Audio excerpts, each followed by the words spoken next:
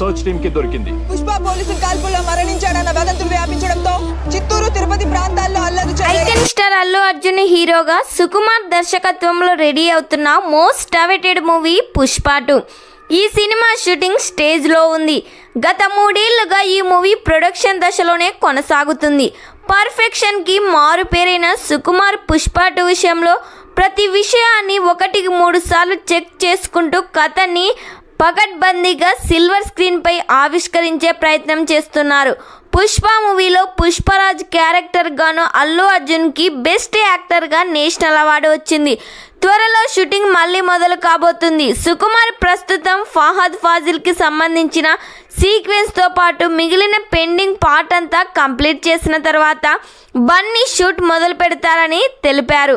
ఇదిలా ఉంటే తాజాగా హైదరాబాద్లోని ప్రత్యేకంగా వేసిన సెట్లో ఈ సినిమాలో యాక్షన్ సీన్స్ క్లైమాక్స్ షూట్ జరుగుతుంది. దేశవ్యాప్తంగా ఈ సినిమాపై హై ఎక్స్పెక్టేషన్స్ ఉన్నాయని సుకుమార్ భావిస్తున్నారు. వారిని ఏ పాయింట్ లో కూడా డిసప్పాయింట్ చేయకూడదని ఈ సినిమాను ఒక శిల్పంలా చెక్కుతున్నారు.